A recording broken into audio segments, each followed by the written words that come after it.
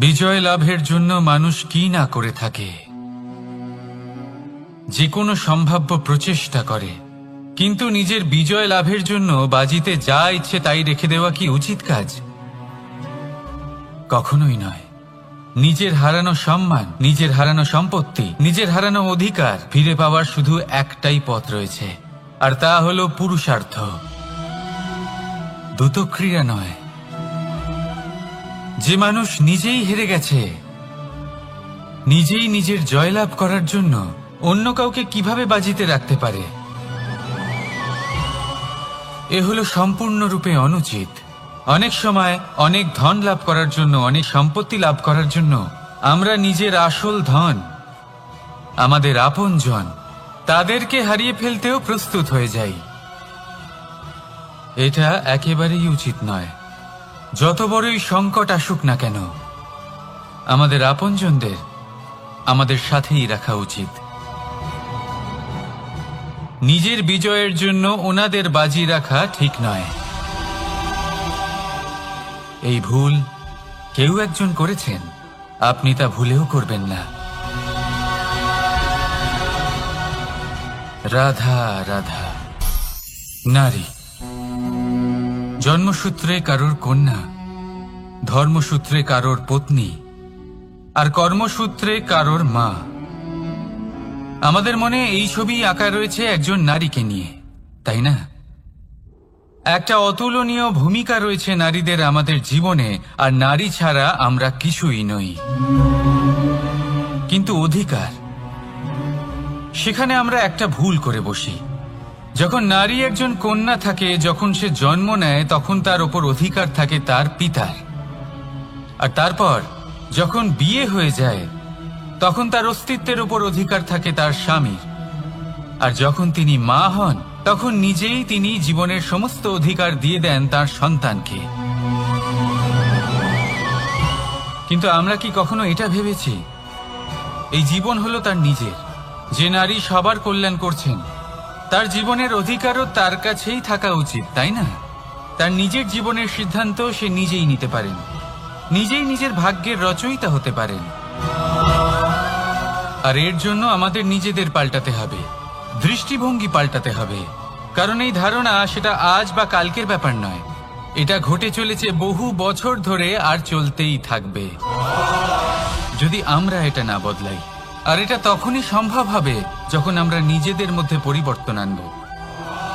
তাই আজকের পর থেকে, এই মুহূর্ত থেকে, কোনো নারীর ওপর অকারণ অধিকার স্থাপনের আগে সহস্রবার ভেবে দেখবেন। কারণ যখন নারী নিজের অধিকার কেড়ে নিতে বাধ্য হবেন, তখন শুধু এবং শুধুমাত্র বিনাশই ঘটবে। রাধা রাধা।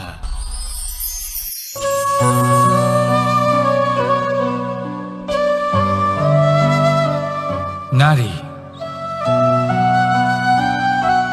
পুরুষরা যাকে নাম দিয়েছেন ত্রিয়া, কেন দিয়েছেন, কে দিয়েছেন, কেউ তা জানে না।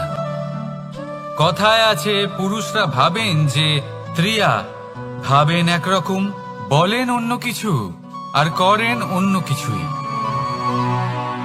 কিন্তু সত্যিটা কি এটাই?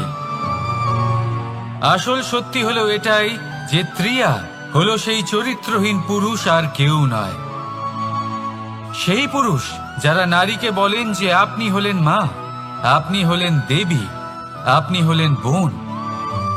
আর ভাবেন কি? ভাবেন যে এই নারী হলো আমাদের পায়ের ধুলো, আর কিচ্ছু নয়। আর কি করেন? ওনাদের মাথায়, ওনাদের খোপায় মালা পরিয়ে দিয়ে ভাবেন যে ওনারা হলেন তাদের পায়ের ধুলোর সমান। একজন নারীর সম্মান ভঙ্গ করেন, তাদের দাসী মনে করেন। ভুলবেন না, যত্র নারীয়াস্ত পূজ্যন্তে রমন্তে তত্র দেবতা। অর্থাৎ যেখানে নারীকে পুজো করা হয়, সেখানেই ঈশ্বর বাস করেন। আর যেখানে নারীকে অপমান করা হয়, সেখানে ঈশ্বর এবং ভাগ্য এই দুই রুষ্ট হয়। মনে রাখবেন, যদি নারী কল্যাণকারী হতে পারেন, তাহলে নারী মহাচণ্ডী রূপও ধারণ করতে পারেন। যদি একজন নারী মাতা হয়ে জন্মদান করতে পারেন, তাহলে নারী মৃত্যু হয়ে বিনাশও করতে পারেন। যেখানে নারী অপমানিত হবেন, সেখানে মহান ভারতও মহাভারতের পথে অগ্রসর হতে পারে। তাই মনে রাখবেন, নারীর অপমান যেন কখনোই না ঘটে। আর যদি কোথাও নারীর অপমান হয়, তার অর্থ হলো আপনার বিনাশ আপনার দিকেই আসছে। আর এটা হলো তার প্রথম পদক্ষেপের প্রথম পদধ্বনি। রাধা রাধা। যদি সন্তান কোনো দুষ্কর্ম করে, তাহলে সেই অপরাধ শুধু কি সেই সন্তানের? না, যদি সন্তান দুষ্কর্ম করে, তাহলে অপরাধী তার মাতা পিতাও, যারা পুত্রমোহর কারণে সেই অনুচিত কাজে তাকে বাধা দেননি। অপরাধী হলেন তার পিতামহ, যিনি নিজের কর্তব্যবোধের কারণে নিজের পরিবারের যত্ন নেননি, যিনি সন্তানকে কখনো শাস্তি দেননি। অপরাধী হলেন তার সেই গুরুও, যিনি নিজের শিষ্যের সেই দুষ্কর্ম দেখেও তাকে প্রতিহত করতে পারেননি। একজন হবু রাজার কর্তব্য হলো নিজের প্রজার কাছে সে যেন এক উদাহরণ প্রস্তুত করতে পারে। কিন্তু যদি এত অনুচিত উদাহরণ প্রস্তুত হয়ে থাকে, তাহলে মা বাবার, বাড়ির বয়োজ্যেষ্ঠদের কর্তব্য হলো ওনারা যেন সেটা সেখানেই থামায়, হয় ভালোবেসে, নয়তো শাস্তি দিয়ে। যদি না থামানো হয়, তাহলে মহাভারত অবশ্যম্ভাবী। অনেক ব্যক্তির মনে একটা প্রশ্ন জাগে আমাকে আর রাধাকে নিয়ে। বলেন যে, না আমি আর রাধা একসাথে থাকি, না আমাদের বিয়ে হয়েছে, আমি এখানে দ্বারকাতে, ও ওখানে বর্ষণাতে, তাও এত ভালোবাসা কি করে? এ কেমন সম্পর্ক? আমি তাদের একটা সহজ কথা বলতে চাই। আপনি কখনো আয়নার দিকে দেখেছেন? নিজের দুই চোখের দিকে তাকিয়ে জিজ্ঞাসা করুন, এই দুই চোখ একসাথে কেন বন্ধ হয়, একসাথে কেন খোলে, একসাথে কেন ঘুমোয়, একসাথে কেন কাঁদে? আজীবন কোনো এক মানুষের সাথে সম্পর্ক রাখা অবশ্যই সম্ভব, তাদের সাথে দেখা না করে। আমার আর রাধার ভালোবাসাও কিছুটা এরকমই, আর কিছুটা এরকমই হয় ভালোবাসা দুই নয়নের মতো, যারা কখনোই মিলিত হবে না, কিন্তু চিরকালের জন্য একসাথে জুড়ে থাকবে। এই অনুভূতি নিঃস্বার্থ হয়, আর এই নিঃস্বার্থ ভালোবাসা আপনাকে আনন্দের পথে অগ্রসর করে। জীবনে সবসময় নিঃস্বার্থভাবে ভালোবাসুন, শুধুমাত্র আনন্দই পাবেন। তাহলে আসুন আমার সাথে নিঃস্বার্থভাবে ভালোবেসে বলুন, রাধা রাধা। মানুষ, কোন ব্যক্তির নির্মাণ হয় কিভাবে? কেউ বলবেন পঞ্চতত্ত্বের দ্বারা, কেউ বলবেন আত্মা, দেহ ও চেতনার দ্বারা, কেউ বলবেন ঈশ্বরের কৃপার দ্বারা, তো কেউ বলবেন এই প্রকৃতির পরীক্ষার দ্বারা। না, মানুষের নির্মাণ হয়ে থাকে বিশ্বাস দ্বারা। ব্যক্তি তখনই গড়ে ওঠেন যখন ব্যক্তিত্ব থাকে, ঠিক কিনা? আর ব্যক্তিত্ব তখনই হবে, আর সেরকমই হবে যেরকম বিশ্বাস আপনি নিজের উপরে রাখবেন। যদি আপনি মনে করেন আপনি বিষের ন্যায় হবেন, তাহলে আপনি বিষাক্তই হবেন। যদি আপনি এটা মনে করেন যে আপনি অমৃতের ন্যায় হবেন, তাহলে আপনি অমরই হয়ে যাবেন। যদি আপনি নিজের উপরে বিশ্বাস রাখেন যে আপনি সংসারের সব থেকে উঁচু পর্বতের শিখরে পৌঁছতে পারবেন, তাহলে আপনি অবশ্যই পৌঁছবেন। যদি আপনার এরকম মনে হয় যে আপনি এরকম কখনো করতে পারবেন না, তাহলে এরকম কখনোই হবে না। ভেবে দেখবেন, বিশ্বাসের মধ্যেই বিশ্ব বাস করে থাকে। তো আপনার অস্তিত্ব কেন করবে না? যেমন বিশ্বাস আপনি নিজের উপরে রাখবেন, তেমনই আপনি হয়ে উঠবেন। সেই জন্য নিজের উপরে বিশ্বাস রাখুন। আর হ্যাঁ, ভালোবেসে বলুন রাধা রাধা।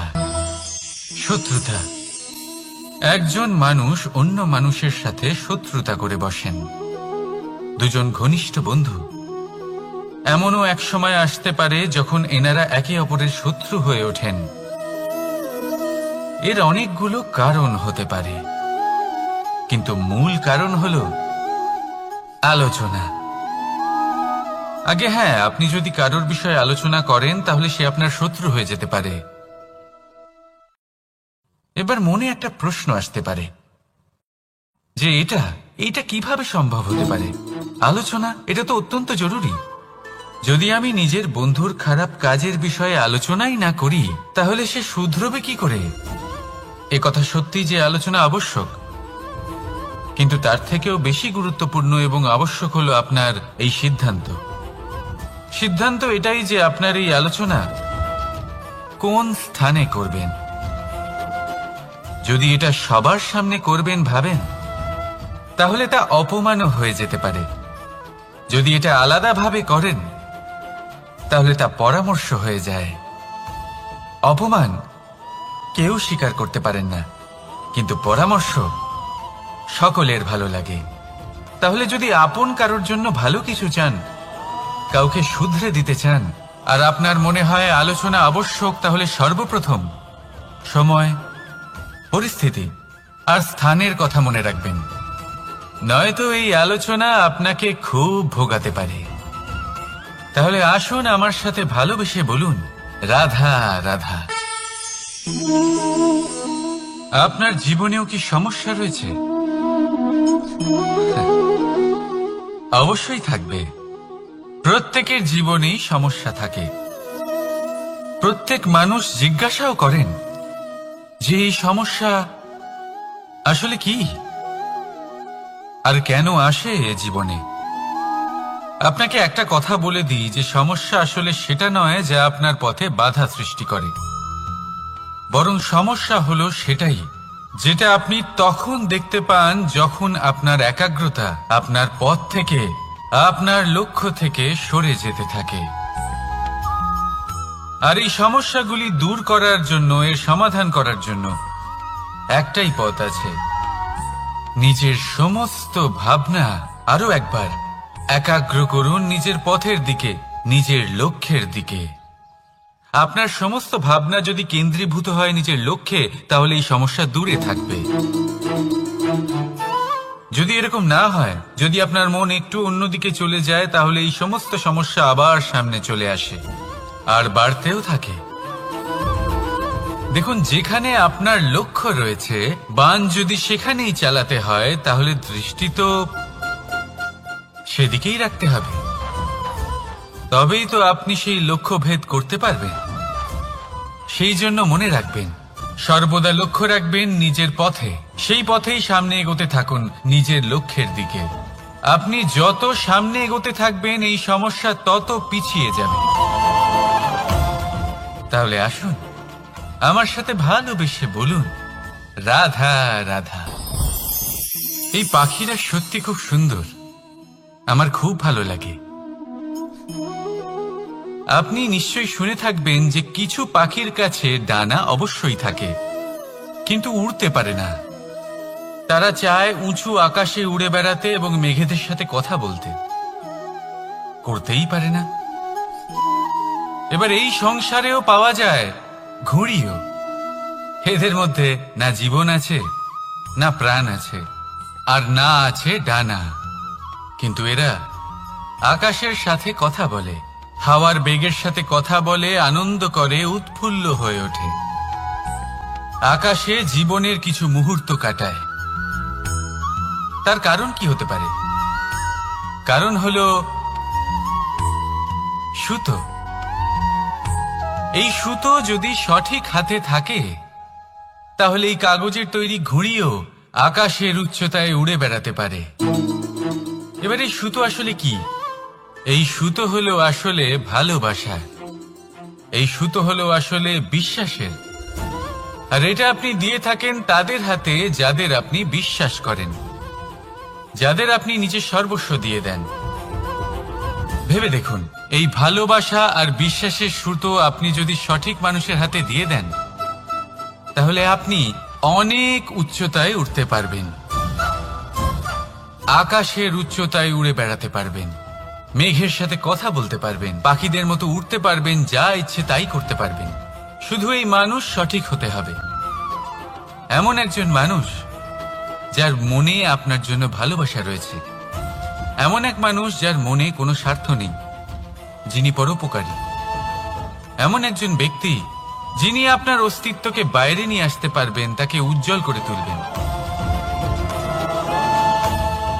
তাহলে ভালোবাসুন, আনন্দ করতে থাকুন, আর এই আনন্দ সহকারে বলুন, রাধা রাধা। আমরা সকলে এমন ব্যক্তির সাথে থাকতে চাই যারা খুব মিষ্টি কথা বলেন, যাদের ব্যবহার আমাদের ভালো লাগে, যারা দেখতে সুন্দর হন, যাদের আমরা পছন্দ করি। আর সবসময় এমন ব্যক্তির থেকে দূরে থাকতে চেষ্টা করি যাদেরকে আমরা পছন্দ করি না, যাদের কথা আমাদের খারাপ লাগে, যাদের কথা একটু কঠোর হয়। আমরা সবসময় চেষ্টা করি এদের থেকে দূরে থাকার, ঠিক কিনা? কিন্তু যদি বাস্তবটা দেখি, তাহলে এই কঠোরতা জীবনে শান্তির প্রলেপ দেয়। ওষুধও একটু কড়াই হয়, কিন্তু এ কি করে? আমাদের সুস্থ করে তোলে। ঠিক সেইভাবেই ভালোবাসার এই অধ্যায় একটু কঠিন, একটু কড়াও মনে হতে পারে, কিন্তু এর ফল সবসময় আপনাদের স্বাস্থ্যের পক্ষে ভালোই হয়। সেই জন্য যদি কেউ আপনার নিন্দে করে, আপনাকে কড়া কথা শোনায়, আপনার ব্যাপারে আলোচনা করে, তার মানে এটা নয় যে সে আপনার শত্রু। হতে পারে তিনি আপনার বন্ধু হন, আপনার জন্য ভালো চান, আপনাকে শুধরে নিতে চান, আপনার মধ্যে কোনো পরিবর্তন দেখতে চান। সেই জন্য কখনো কারোর কথা শুনে বা কাউকে দেখে প্রাথমিকভাবে এই সিদ্ধান্ত নেবেন না যে তিনি আপনার শত্রু হন নাকি আপনার বন্ধু হন। এমনও শত্রু হয়ে থাকেন যে গুড়ের মতো মিষ্টি মিষ্টি কথা বলে আসলে আপনাকে বিষ পান করিয়ে দেবেন, আর এমনও বন্ধু থাকেন যারা আসলে নিমের মতো কড়া কথা বলেন কিন্তু আপনাকে অমৃত পান করান। এদের মধ্যে পার্থক্য করতে জানতে হবে, কে আসলে শত্রু হন আবার কে আসলে মিত্র হন। এই পার্থক্য যখন আপনি করতে শিখবেন, তখন আপনি এই সংসারের সব থেকে সুখী প্রাণী হয়ে উঠবেন। এই পার্থক্য বোঝা সহজ নয়, কিন্তু অবশ্যই আবশ্যক। রাধা রাধা। অসুখ। এমন কোনো মানুষ আছেন এই সংসারে যার অসুখ করে না? প্রত্যেক মানুষ কখনো না কখনো অবশ্যই অসুস্থ হয়েছে, তার এই শরীর রোগের শিকার অবশ্যই হয়েছে। এবারে দেখুন, এই রোগ আসে, আবার এই রোগ চলেও যায়, কিন্তু সেই রোগ আমাদের কষ্ট দিতে কেন সক্ষম হয়? কারণ হলো স্বচ্ছতা।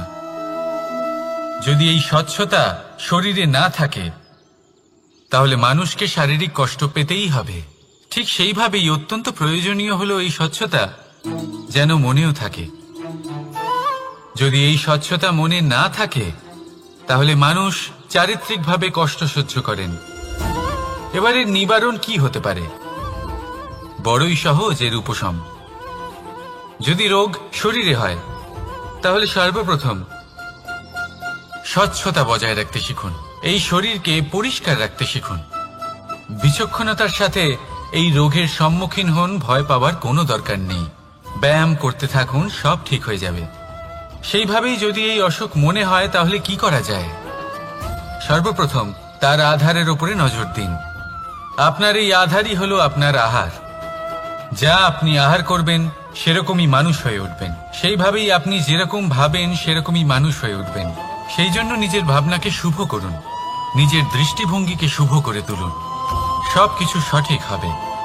আপনার আমার সবার মধ্যেই এক রাক্ষস বাস করে, তার সম্মুখীন হন, তাকে পরাস্ত করুন। তাহলে এই রোগ সে শরীরেই হোক বা মনের মধ্যে, যদি সঠিক সময় তাকে আটকানো না যায়, তাহলে যে কোনো সময় তা মহামারীর রূপ ধারণ করবে। সেই জন্য সাবধানে থাকুন, সুস্থ থাকুন। তাহলে আসুন আমার সাথে ভালোবেসে বলুন রাধা রাধা। বাজ পাখিকে পক্ষীরাজ বলা হয়। বাজের আয়ু হলো মোটামুটি 70 বছর। এবার 40 বছর হতে হতেই ওদের পালক লম্বা এবং ভঙ্গুর হয়ে যেতে থাকে, ঠোঁট বেঁকে যায়, ডানা ভারী হয়ে যায়, অর্থাৎ আগের মতো উড়তে পারে না, সেই শক্তি থাকে না। এবার সেই বাজ কি করবে?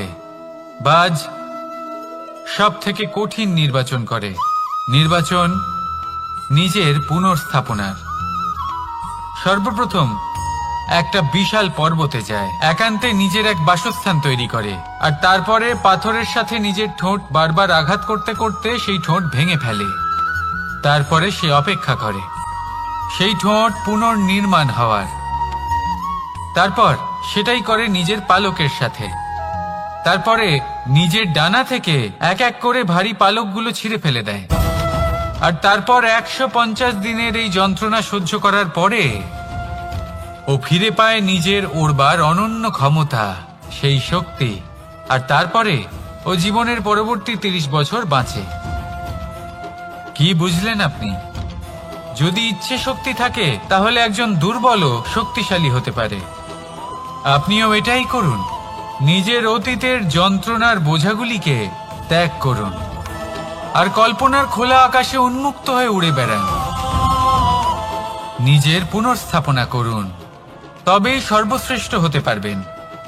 আর মনে রাখবেন, এই ছোট ছোট পদক্ষেপই বড় বড় শিখরে পৌঁছে দিতে পারে। তাহলে আসুন আর আমার সাথে ভালোবেসে বলুন রাধা রাধা। আপনি কি কখনো জলকে নিজের মুঠোতে ধরে রাখার চেষ্টা করেছেন? চলুন আজ করা যাক।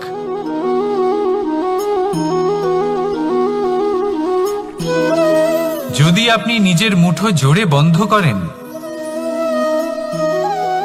জল ধরে রাখতে পারবেন না। যদি আপনি তাকে এমনি বইতে দেন, তাহলে ও নিজের পথ নিজেই করে নেবে আর আপনার হাতেও থেকে যাবে। আমাদের জীবনও হলো কিছুটা এরকম, জলের মতো। নিজের পথ নিজেই করে নেয় এই জীবন। প্রত্যেক সমস্যার সমাধান নিজেই করে নেয় এই জীবন। তাই জীবনে যখন কোনো পরিস্থিতি আমাদের প্রতিকূল হয়ে থাকে, কিছুই হয়তো আমরা বুঝতে পারছি না, কিছুই যখন বসে থাকে না, তখন আমরা হতাশ হয়ে পড়ি, নিরাশ হয়ে পড়ি। আর এটাই করা উচিত নয়। শান্ত মনে দেখতে হবে যে এই জীবনে আসলে কি ঘটে চলেছে। কষ্ট সবাই ভোগ করেন। কষ্ট পেলে কেউ রেগে যান, রেগে গিয়ে পরাক্রম দেখান। এটাই তো করা উচিত নয়। শান্ত মনে সেটাই করতে হবে যা জীবন আমাদের শেখাতে চাইছে। জীবন আমাদের সব শিখিয়ে দেবে, শুধু মনে রাখবেন কখন প্রয়াস করতে হবে আর কখন আমাদের প্রতীক্ষা করতে হবে, সেটা আগে আপনাকে বুঝতে হবে। তাহলে আসুন আমার সাথে ভালোবেসে বলুন রাধা রাধা। বল, শক্তি, পরাক্রম এই সংসারের বিকাশের মূল। কিন্তু কখনো ভেবেছেন যে প্রকৃতি আমাদের এই বল, শক্তি, পরাক্রম কেন দিয়েছেন? যাতে আমরা জীবনে কারোর উদ্ধার করতে পারি, কাউকে সাহায্য করতে পারি, কারোর জন্য ভালো কিছু করতে পারি, কোনো গরিব অসহায় মানুষের জন্য কিছু করতে পারি। এই বল, এই শক্তির সদ্ব্যবহার করতে পারি। কখনো দেখেছেন এমন মানুষ যার কাছে অসীম শক্তি আছে, কিন্তু তার সাথেই অসম্ভব অহংকারও রয়েছে, যিনি নিজেকে সর্বশ্রেষ্ঠ বলে মনে করেন, খারাপ কাজও করেন। আপনি দেখবেন প্রকৃতি এবং মানুষ তাকে ভাঙতে সর্বদা চেষ্টা করেন। মনে রাখবেন, যতই সুবিশাল পর্বত হোক না কেন, তা যদি পথে পড়ে, তাকে ভেঙে পথ প্রশস্ত করা হয়। যদি আপনার কাছে বল থাকে, শক্তি থাকে, পরাক্রম থাকে, তাহলে তার সদ্ব্যবহার করুন, কাউকে সাহায্য করুন, কাউকে রক্ষা করুন। যদি আপনি আপনার শক্তির দুর্ব্যবহার করেন, তাহলে মনে রাখবেন আপনি নিজের বিনাশ নিজেই আমন্ত্রণ করছেন। এবার বল অর্জন করার পরে, শক্তি অর্জন করার পরে আপনি নিজেকে বিনাশ করতে চান নাকি এই সংসারের উদ্ধার করতে চান, সিদ্ধান্ত আপনার। রাধা রাধা। মানুষ আর ধন, এই দুইয়ের মধ্যে সম্পর্ক খুব ঘনিষ্ঠ। ধন হলো সেই শক্তি যার ব্যবহার মানুষ করে থাকে সাংসারিক বস্তু ক্রয় করার জন্য, নিজের জীবন যাপন করার জন্য। আর মানুষ হলো সেই শক্তি যারা ধনকে গুরুত্বপূর্ণ করে তোলেন। এবার একটা কথা বলি, ব্যবহার করা উচিত ধনকে আর ভালোবাসা উচিত মানুষকে। এটা বেশিরভাগ মানুষই বোঝেন না। মানুষ এখানেই সব থেকে বড় ভুল করে বসেন। তারা ভালোবাসেন ধনকে আর ব্যবহার করেন মানুষকে। এ হলো অনুচিত। দেখুন, আপনি একটা সূচের দ্বারা যুদ্ধ করতে পারবেন না, আর কোনো তলোয়ার দ্বারা বস্ত্র সেলাই করতে পারবেন না, তাই না? কোনটা কিসের জন্য হয় সেটা বোঝা অত্যন্ত জরুরি। আপনিও সঠিক দিকে অগ্রসর হন। মানুষকে ভালোবাসুন আর ধনকে ব্যবহার করুন। যদি আপনি মানুষকে ব্যবহার করেন তাহলে আপনি ভালোবেসে ফেলবেন ধনকে, আর এই ভালোবাসা ধীরে ধীরে পরিণত হবে লোভে, আর ধীরে ধীরে এটা আপনাকে বিনাশ করে দেবে। তাহলে সমস্ত মানুষকে ভালোবাসুন আর এইভাবে ভালোবেসে বলুন, রাধা রাধা। সাফল্য কে না চান? সাফল্য লাভ করার, শিখরে পৌঁছানোর আলাদাই একটা আনন্দ রয়েছে। আর আপনজনদেরও কে না চান? প্রত্যেক মানুষ চান যেন জীবনে তার কোনো আপনজন থাকে, যারা সবসময় তাদের সাথে থাকবে।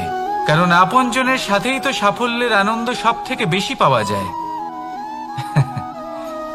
কিন্তু আসলে কি হয়, অনেক সময় সাফল্যের খোঁজে সেই পথে চলতে চলতে আমরা আপনদের থেকে দূরে চলে যাই। না চাইতেও দূরে চলে যেতে হয়, ওনাদের সাথে সময় কাটাতে পারি না। আর আমরা ভুলে যাই যে সাফল্যের আসল আনন্দ আপনজনদের সাথেই পাওয়া যায়। সফল হওয়ার পরে আপনদের সাথে দেখা হলে তাদের চোখে আমাদের জন্য যে আবেগ থাকে, যে সম্মান, যে প্রেম থাকে, সেটাই হলো আসল পুরস্কার। আমরা সেই কথা ভুলে যাই এবং একা হয়ে পড়ি। বেশিরভাগ সময় এটাই হয়। বেশিরভাগ সময় সফল মানুষগুলি একা হয়ে যান। এবার আপনি কি চান? আপনি অসফল হয়ে দিনগুলি একাকিত্বে কাটাতে চান, নাকি সফল হয়ে আপনজনদের সাথে আনন্দে থাকতে চান? সেই সিদ্ধান্ত আপনার। সাফল্যের পেছনে ছুটুন, নিজেকে উজাড় করে দিন, কিন্তু আপনজনদের সঙ্গ ত্যাগ করবেন না। সেই আপনজন যারা আপনার সাফল্যের জন্য দায়ী, সেই আপনজন যিনি আপনার সাফল্যে আনন্দ পান, সুখ লাভ করেন, তাদের কখনো ত্যাগ করবেন না। আসুন আমার সাথে ভালোবেসে বলুন, রাধা রাধা। ভগবান আর ভক্ত যখন এক আকার হয়ে যায়, যখন ভক্ত তার ভগবানের প্রতি এবং নিজের জীবনের উদ্দেশ্যের প্রতি সম্পূর্ণরূপে সমর্পিত হয়, তখন জন্ম নেয় ভক্তি। এই সংসারের সমস্ত আশা হয়তো আপনার সঙ্গ ত্যাগ করে দিতে পারে, তখনও ভক্তি সাথে থাকবে। ভক্ত আর ভগবান যখন এক আকার হয়ে যায়, তাদের মধ্যে কোনো পার্থক্য থাকে না। তারা এক হয়ে যায়, এক ব্যক্তিত্ব, এক অস্তিত্ব। সেই জন্য কখনো জীবনে যে কোনো রূপেই, যে কোনো প্রকারেই, যে কোনো ঈশ্বরকে মান্য করুন। মনের মধ্যে শ্রদ্ধা ভাব জাগ্রত করুন, মনে ভক্তি ভাব জাগ্রত করুন। এই সমগ্র সংসারে সব কিছু আপনাকে ছেড়ে চলে গেলেও তখনও এই ভক্তি শুধুমাত্র আপনার উত্থান ঘটাবে। তাই মনে ভক্তি জাগ্রত করুন আর আমার সাথে ভালোবেসে বলুন, রাধা রাধা। শব্দই হলো শূন্য, শব্দই হলো আরম্ভ, শব্দই হলো অন্ত, শব্দই হলো অমর, শব্দই হলো ব্রহ্ম। এই শব্দ হলো অত্যন্ত বিশেষ।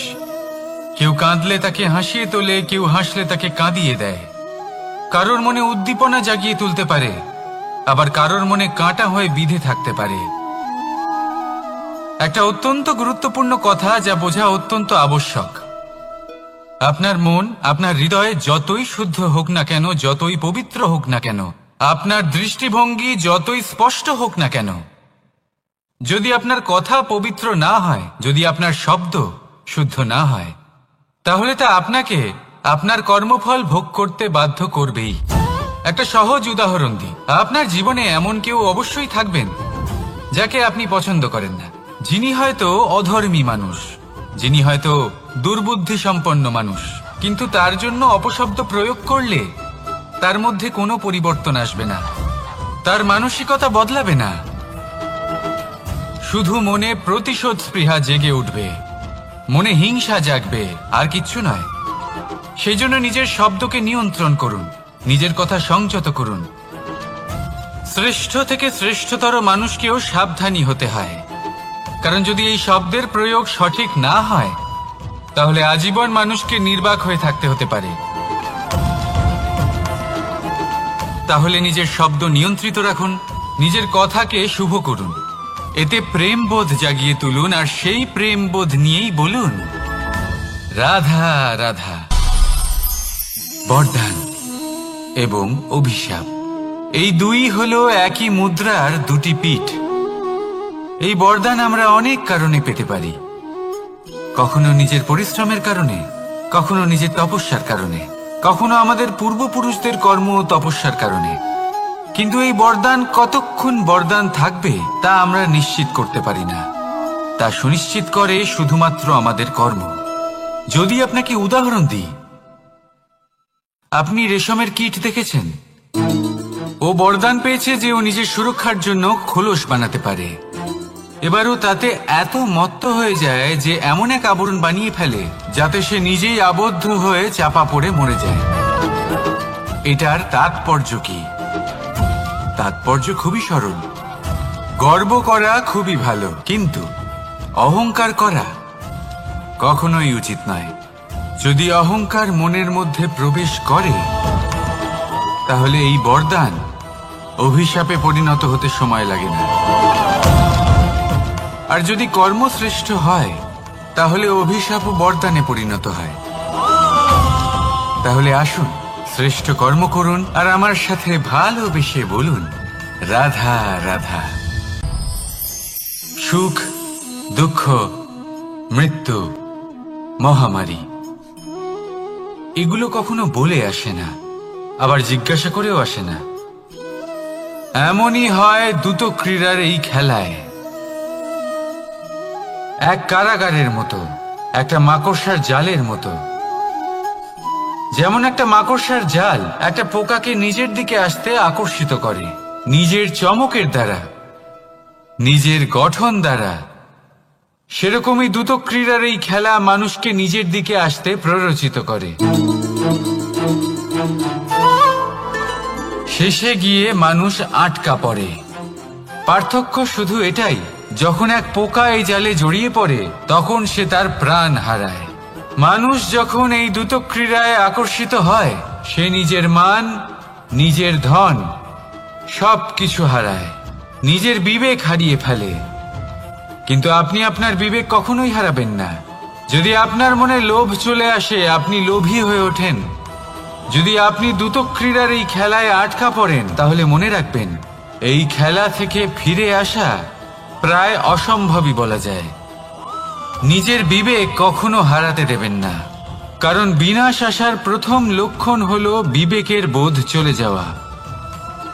এই প্ররোচনায় কখনো পা দেবেন না। আর আমার সাথে ভালোবেসে বলুন রাধা রাধা। বিজয়, বিজয় লাভের জন্য মানুষ কি না করে থাকে, যে কোনো সম্ভাব্য প্রচেষ্টা করে। কিন্তু নিজের বিজয় লাভের জন্য বাজিতে যা ইচ্ছে তাই রেখে দেওয়া কি উচিত কাজ? কখনোই নয়। নিজের হারানো সম্মান, নিজের হারানো সম্পত্তি, নিজের হারানো অধিকার ফিরে পাওয়ার শুধু একটাই পথ রয়েছে, আর তা হলো পুরুষার্থ, দ্রুতক্রিয়া নয়। যে মানুষ নিজেই হেরে গেছে, নিজেই নিজের জয়লাভ করার জন্য অন্য কাউকে কিভাবে বাজিতে রাখতে পারে? এ হলো সম্পূর্ণরূপে অনুচিত। অনেক সময় অনেক ধন লাভ করার জন্য, অনেক সম্পত্তি লাভ করার জন্য আমরা নিজের আসল ধন, আমাদের আপনজন, তাদেরকে হারিয়ে ফেলতেও প্রস্তুত হয়ে যাই। এটা একেবারেই উচিত নয়। যত বড়ই সংকট আসুক না কেন, আমাদের আপনজনদের আমাদের সাথেই রাখা উচিত।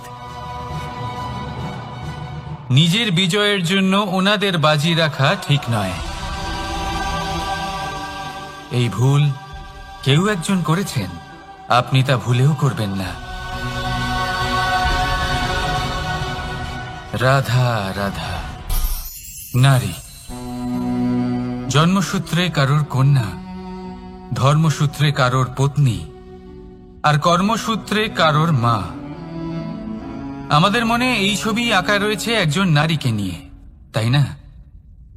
একটা অতুলনীয় ভূমিকা রয়েছে নারীদের আমাদের জীবনে, আর নারী ছাড়া আমরা কিছুই নই। কিন্তু অধিকার, সেখানে আমরা একটা ভুল করে বসি। যখন নারী একজন কন্যা থাকে, যখন সে জন্ম নেয়, তখন তার ওপর অধিকার থাকে তার পিতার। আর তারপর যখন বিয়ে হয়ে যায়, তখন তার অস্তিত্বের উপর অধিকার থাকে তার স্বামীর। আর যখন তিনি মা হন, তখন নিজেই তিনি জীবনের সমস্ত অধিকার দিয়ে দেন তার সন্তানকে। কিন্তু আমরা কি কখনো এটা ভেবেছি এই জীবন হলো তার নিজের? যে নারী সবার কল্যাণ করছেন, তার জীবনের অধিকারও তার কাছেই থাকা উচিত, তাই না? তার নিজের জীবনের সিদ্ধান্ত সে নিজেই নিতে পারেন, নিজেই নিজের ভাগ্যের রচয়িতা হতে পারেন। আর এর জন্য আমাদের নিজেদের পাল্টাতে হবে, দৃষ্টিভঙ্গি পাল্টাতে হবে। কারণ এই ধারণা সেটা আজ বা কালকের ব্যাপার নয়, এটা ঘটে চলেছে বহু বছর ধরে আর চলতেই থাকবে যদি আমরা এটা না বদলাই। আর এটা তখনই সম্ভব হবে যখন আমরা নিজেদের মধ্যে পরিবর্তন আনব। তাই আজকের পর থেকে, এই মুহূর্ত থেকে কোনো নারীর ওপর অকারণ অধিকার স্থাপনের আগে সহস্রবার ভেবে দেখবেন। কারণ যখন নারী নিজের অধিকার কেড়ে নিতে বাধ্য হবেন, তখন শুধু এবং শুধুমাত্র বিনাশই ঘটবে। রাধা রাধা।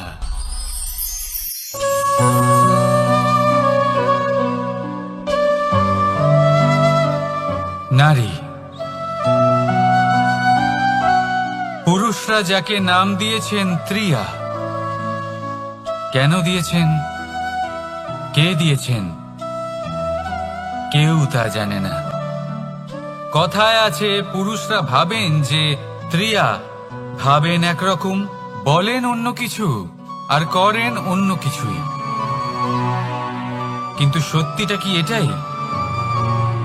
আসল সত্যি হলো এটাই যে ত্রিয়া হলো সেই চরিত্রহীন পুরুষ, আর কেউ নয়। সেই পুরুষ যারা নারীকে বলেন যে আপনি হলেন মা, আপনি হলেন দেবী, আপনি হলেন বোন। আর ভাবেন কি? ভাবেন যে এই নারী হলো আমাদের পায়ের ধুলো, আর কিচ্ছু নয়। আর কি করেন? ওনাদের মাথায়, ওনাদের খোপায় মালা পরিয়ে দিয়ে ভাবেন যে ওনারা হলেন তাদের পায়ের ধুলোর সমান। একজন নারীর সম্মান ভঙ্গ করেন, তাদের দাসী মনে করেন। ভুলবেন না, যত্র নারী আস্ত পূজ্যন্তে রমন্তে তত্র দেবতা। অর্থাৎ যেখানে নারীকে পুজো করা হয়, সেখানে ঈশ্বর বাস করেন। আর যেখানে নারীকে অপমান করা হয়, সেখানে ঈশ্বর এবং ভাগ্য এই দুই রুষ্ট হয়। মনে রাখবেন, যদি নারী কল্যাণকারী হতে পারেন, তাহলে নারী মহাচণ্ডী রূপও ধারণ করতে পারেন। যদি একজন নারী মাতা হয়ে জন্মদান করতে পারেন, তাহলে নারী মৃত্যু হয়ে বিনাশও করতে পারেন। যেখানে নারী অপমানিত হবেন, সেখানে মহান ভারতও মহাভারতের পথে অগ্রসর হতে পারে। তাই মনে রাখবেন, নারীর অপমান যেন কখনোই না ঘটে। আর যদি কোথাও নারীর অপমান হয়, তার অর্থ হলো আপনার বিনাশ আপনার দিকেই আসছে। আর এটা হলো তার প্রথম পদক্ষেপের প্রথম পদধ্বনি। রাধা রাধা।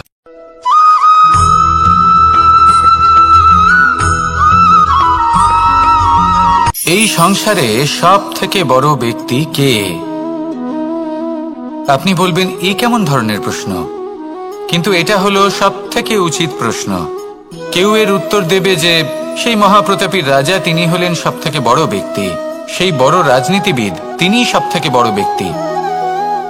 আমি আপনাকে জানাই যে সংসারের সব থেকে বড় ব্যক্তি হলেন তিনি যার সাথে দেখা করলে আপনি নিজেকে ছোট মনে করবেন না। কোনো ব্যক্তি যিনি সব থেকে বেশি শক্তিশালী, আপনি যদি তার সামনে যান তাহলে উনি আপনার অন্তরের শক্তিকে বাইরে বের করে আনবে, আপনার অন্তরে লুকিয়ে থাকা শক্তিকে জাগ্রত করতে প্রেরণা প্রদান করবে। তিনি হলেন বড় ব্যক্তি, তিনি হলেন মহান ব্যক্তি। তিনি নন যিনি নিজের বল এবং ঐশ্বর্য দ্বারা আপনাকে তার সামনে ছোট প্রমাণ করবেন। এবং সেই জন্য মহাদেব আমার আরাধ্য হলেন আমার খুব প্রিয়। কারণ রাজা হোক বা ফকির, কেউ যদি ওনার সামনে যান তাহলে সে নিজেকে ছোট মনে করেন না। আপনিও যদি জীবনে অনেক বড় হতে চান তাহলে কাউকে কখনো নিজেকে ছোট মনে করতে দেবেন না। তার অন্তরে বড় হয়ে ওঠার প্রেরণা প্রদান করুন। আসুন আমার সাথে ভালোবেসে বলুন, রাধা রাধা।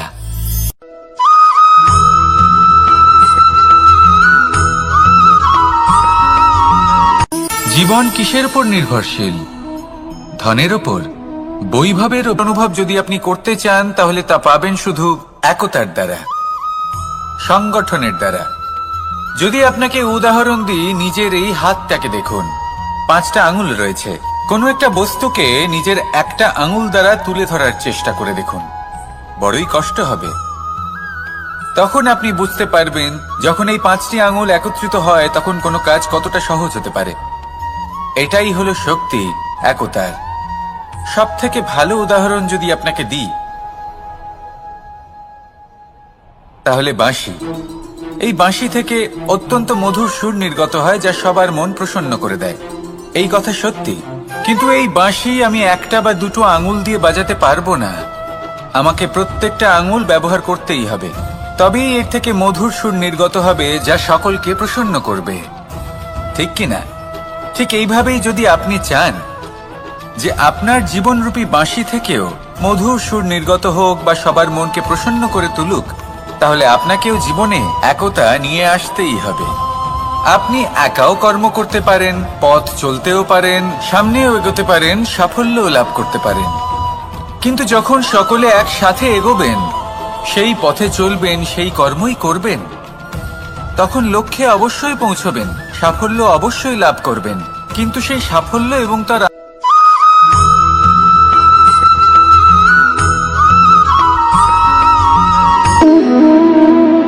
সম্পর্ক হলো আমাদের জীবনের একটি আধার। কিছু সম্পর্ক এমন যা আমরা জন্মসূত্রে লাভ করি, যেমন পরিবার, মা, বাবা। কিছু সম্পর্ক আছে যা আমরা জীবনে অর্জন করে থাকি, তা সে প্রেমের হোক, স্নেহের হোক বা বন্ধুত্বের। এই সকল সম্পর্ক লাভ করার বা গড়ে তোলার 5টি ধাপ রয়েছে। প্রথম ধাপ, কোনো ব্যক্তির সাথে আলাপ হওয়া, তার সাথে কথা বলা বা তাকে দেখা। দ্বিতীয় ধাপ, সে ব্যক্তিকে আমাদের ভালো লাগা। তৃতীয় ধাপ, আমাদের এটা চাইতে শুরু করা যে জীবনে এই ব্যক্তি যেন আমাদের বন্ধু হন, আমাদের জীবনে থাকেন, বা আমাদের কাউকে ভালোবেসে ফেলা আর এটা আমাদের ভাবা বা চাওয়া যে সেই ব্যক্তি যেন আজীবন আমার সাথে থাকেন, আমার জীবনে আমার সাথী হয়ে। চতুর্থ ধাপ, লাভ করা। এবার এই ধাপটি অনেক মানুষের পক্ষেই খুবই সরল হয়, বড়ই সরলভাবে নিজেদের সঙ্গীকে লাভ করে থাকেন। কিছু মানুষের জন্য এই ধাপ অত্যন্ত কঠিন হয়ে থাকে। অনেক প্রতিকূল পরিস্থিতির উপর জয়লাভ করে তারা সঙ্গীকে লাভ করেন, কিন্তু লাভ অবশ্যই করেন। এরপরে আসে পঞ্চম, অন্তিম এবং সব থেকে গুরুত্বপূর্ণ ধাপ। সেটা হলো সেই সম্পর্ক পালন করা। এটা হলো এমন এক বিষয় যা প্রত্যেক মানুষের শেখা উচিত। যদি ব্যক্তি নিজের জীবনে সম্পর্ক রক্ষা করতে শিখে যান, তবে প্রত্যেক সম্পর্ক তার জীবনকে স্বর্গ করে তুলবে। আসুন আর আমার সাথে ভালোবেসে বলুন, রাধা রাধা।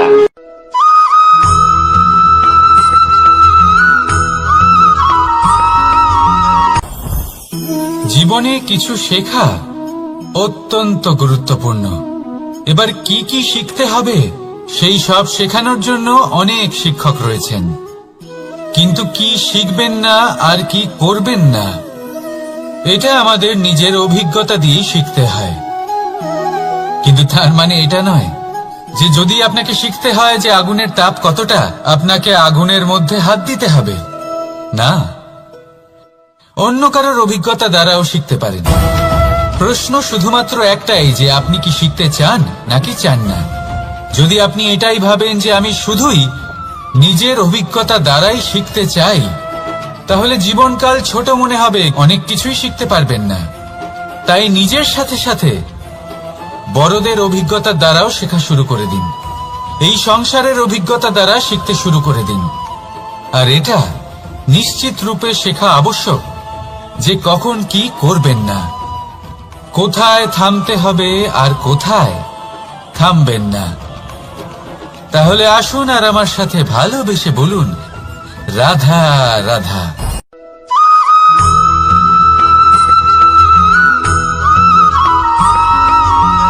ভালো, শুধু ওনাদের কঠোর ব্যবহার দেখলে আমরা একটু ভয় পেয়ে যাই। এবার ওনাদের এই কঠোর ব্যবহার আমাদের ভালো না লাগলেও অত্যন্ত আবশ্যক, কারণ মাতার থেকে আমরা যে শক্তি লাভ করি তা যেন নিয়ন্ত্রণ হারিয়ে বিধ্বংসী না হয়ে ওঠে। আমরা যেন কোনো কুপথে না চলে যাই, আমরা কখনো যেন দোষ না করে ফেলি। শুধু সেই জন্য পিতা এবং গুরু একটু কঠোর হয়ে ওঠেন, এবং ওনাদের এই কঠোর আচরণ ভবিষ্যতে গিয়ে আমরা অবশ্যই বুঝতে পারি। জীবনে কিছু বছর আমরা এগিয়ে যাই আর তারপর আমরা বুঝতে পারি যে বাবা এবং গুরু আমাদের যথেষ্ট ভালোবাসতেন, কিন্তু ওনাদের ভালোবাসার বহিঃপ্রকাশ আলাদা। প্রয়োজনীয় হলো এটা দেখার, এটা বোঝার যে শুরু থেকে আমাদের প্রতি ওনাদের আচরণ কেমন ছিল। ওনাদের কঠোর হওয়ার পেছনে ওনাদের ভালোবাসাটা বোঝার চেষ্টা করুন, ওনাদের চিন্তাটা বোঝার চেষ্টা করুন, ওনাদের পথপ্রদর্শনের আড়ালে আপনার ভবিষ্যতের জন্য যে পরিকল্পনা ওনারা করেছেন সেটা বোঝার চেষ্টা করুন। তখন আপনারা বুঝতে পারবেন ওনাদের ভালোবাসাকে। আপনার মনের মধ্যে আপনা থেকেই ওনাদের প্রতি সম্মান জেগে উঠবে। নিজের পিতা এবং নিজের গুরু এই দুজনের প্রতি কৃতজ্ঞতা প্রকাশ করুন আর আমার সাথে ভালোবেসে বলুন, রাধা রাধা।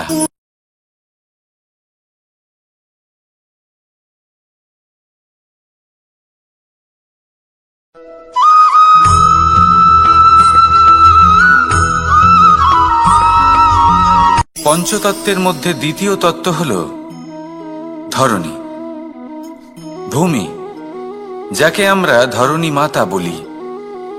এই ধরণী ধৈর্য ধারণ করে, আর এর ওপরেই আমাদের সমগ্র সংসার নির্ভরশীল। কারণ এই ভূমি সহ্য ক্ষমতা রাখে, এর সহ্য ক্ষমতা হলো অপরিসীম। সন্তান যতই আঘাত প্রদান করুক না কেন প্রেম পূর্বক সহ্য করে, আর তার বদলে অমূল্য রত্ন প্রদান করে। সন্তান যদি হাল চালায় তাহলে তার বদলে তাকে অন্ন প্রদান করে। এটাই হলো ধরণী। এবার এর থেকে আমরা কি শিক্ষা পেতে পারি? এটাই যে কারোর জন্য কিছু করা বা কাউকে কিছু দেওয়া মনে কোনো কামনা ছাড়াই। আর এই কথাটা বুঝে যান, যদি কারোর জন্য কামনা না রেখে বা কোনো পাওয়ার আশা না রেখে কারোর জন্য কিছু করেন বা কারোকে কিছু দেন, যদি এটা আপনি শিখতে পারেন তবে আপনি ভালোবাসতে শিখে গেছেন। আর সেই জন্যই এই ধরিত্রীকে মাতা বলা হয়। কারণ মাতা শুধু উনি নন যিনি গর্ভে সন্তানকে ধারণ করেন, মাতা তো উনিও যিনি জীবন বাঁচতে শেখান, যিনি জীবন বাঁচার উদাহরণ প্রদান করেন। তাহলে ধরণীর থেকে এই নিঃস্বার্থ ভাব শিখুন, নিঃস্বার্থ ভালোবাসা শিখুন, আর এই ভালোবাসার সাথেই বলুন, রাধা রাধা।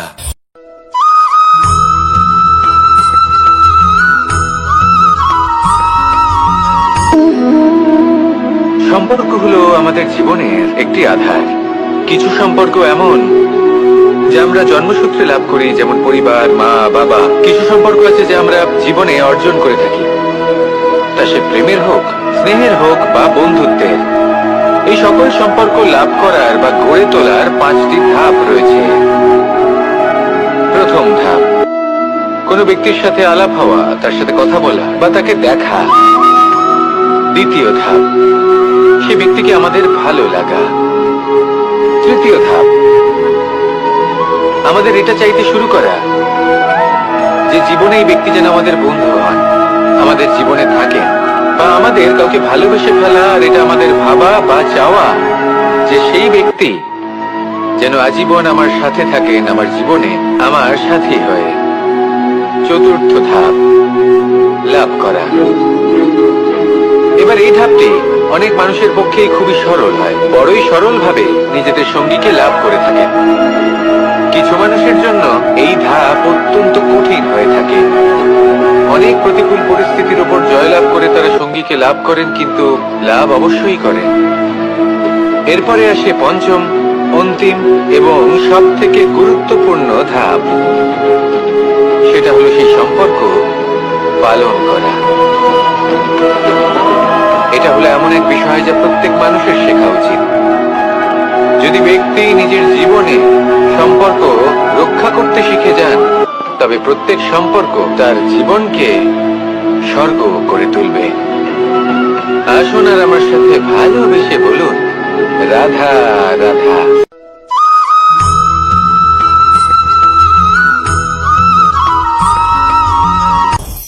আপনি কখনো পর্বতের শিখরে উঠেছেন?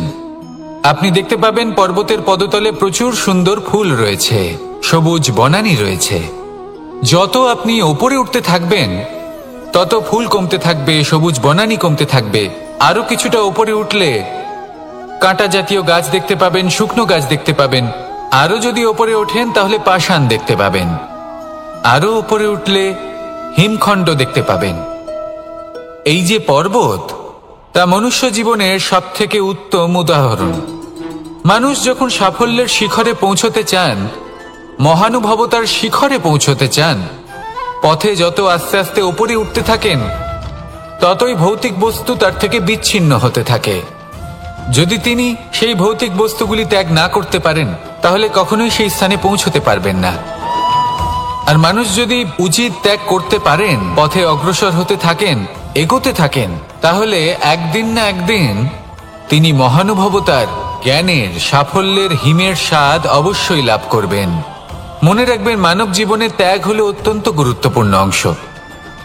আসুন আমার সাথে ভালোবেসে বলুন, রাধা রাধা।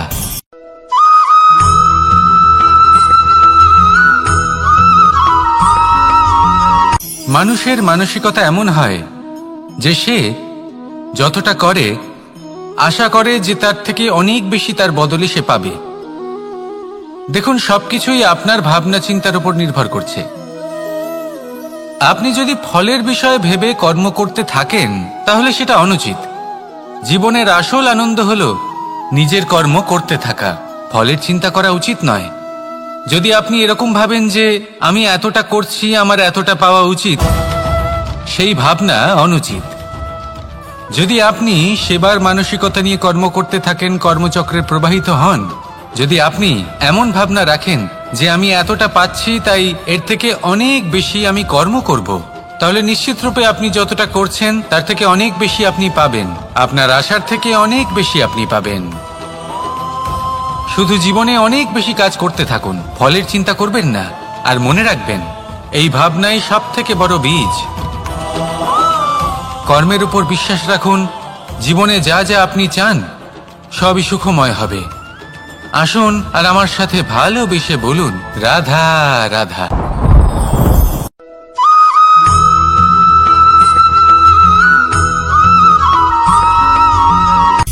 সূচের শেষে একটি ছিদ্র থাকে, যার দ্বারা আমরা এই সুতো পরাতে পারি।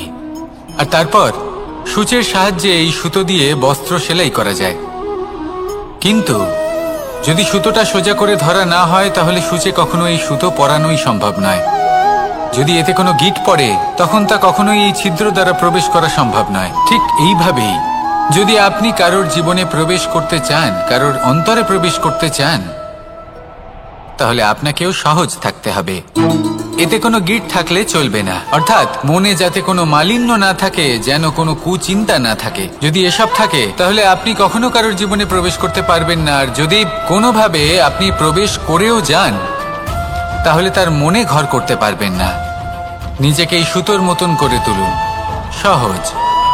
মনে যেন কোনো কুচিন্তা না থাকে, সবার প্রতি যেন সদ্ভাবনা থাকে, শুভ চিন্তা থাকে।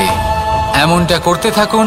এমন একটা দিন আসবে যেদিন এই সমস্ত সংসারের ব্যক্তির মনে আপনি বাস করবেন, আর তখন এই মন প্রসন্ন হয়ে বলবে, রাধা রাধা।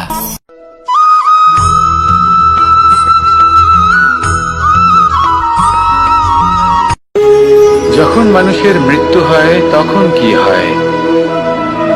অনেক সংখ্যক মানুষ শোক পালন করতে চলে আসেন। যে ব্যক্তি মৃত্যু লাভ করেছেন তার অনেক বস্তু থাকে যেগুলো তার প্রিয়, যেগুলো তিনি ব্যবহার করেছেন।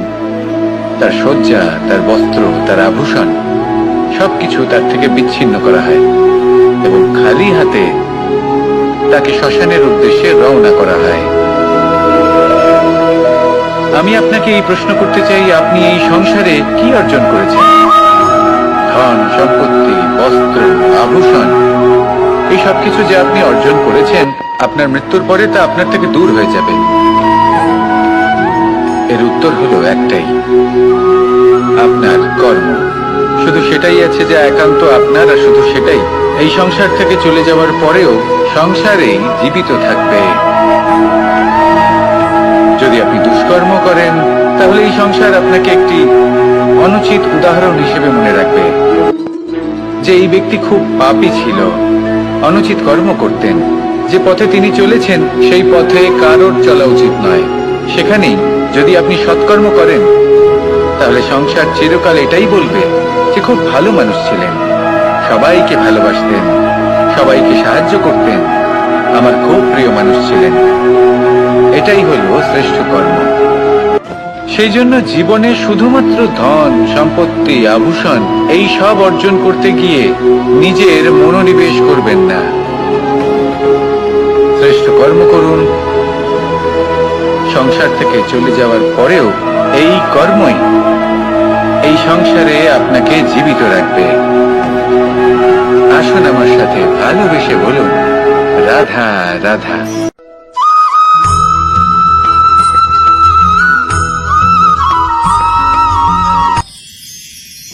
মানুষ তার জীবনে দুই ধরনের পরিস্থিতিকে খুব ভয় পায়। এক, কোনো কারণবশত কারোর সামনে নত হওয়া। দুই, কোনো কারণে নিজের চরিত্র থেকে, নিজের মূল্যবোধ থেকে বিচ্যুত হওয়া। এবার কেন হয় এরকম যে কথায় কথায় কারোর সামনে নত হতে হয়? কেন বারংবার নিজের চরিত্র থেকে চ্যুত হতে হয়? এরকম কেন হয়? এটা তখনই হয় যখন আমাদের শিক্ষা এবং মূল্যবোধের অভাব থাকে। যদি মানুষের মধ্যে প্রকৃত শিক্ষা থাকে তাহলে এই সংসারে কোনো সময় এবং কারোর সামনেই নত হওয়ার কোনো প্রয়োজন নেই। যদি মানুষের মধ্যে মূল্যবোধ থাকে তাহলে তাকে নিজের মূল্যবোধ বা চরিত্র থেকে বিচ্যুত হতে হয় না, তা সে যাই হয়ে যাক না কেন। কোনো বালককে যদি জন্ম থেকেই সুশিক্ষার অধিকারী করা হয়, শিক্ষিত করা হয়, মূল্যবোধের অধিকারী করা হয়, তবে সে এই সংসারে এমন কর্ম করবে যাতে সে নিজেকে, নিজের পরিবারকে, সমগ্র সমাজকে গর্বিত করতে পারে। শিক্ষা লাভ করুন, মূল্যবোধ লাভ করুন এবং আমার সাথে ভালোবেসে বলুন, রাধা রাধা।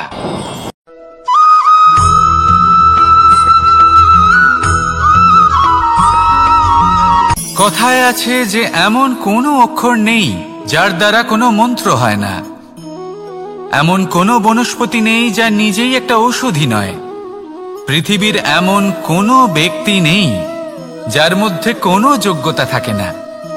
শুধু প্রয়োজন হলো যে ব্যক্তিকে আমরা খুঁজে চলেছি তাকে সঠিকভাবে চিনে নেওয়া। যদি তার যোগ্যতা, তার বিশেষত্ব আমরা বুঝতেই না পারি তাহলে আর লাভ কি রইল? এই সংসারে এমন অনেক ব্যক্তি রয়েছেন যারা ছোট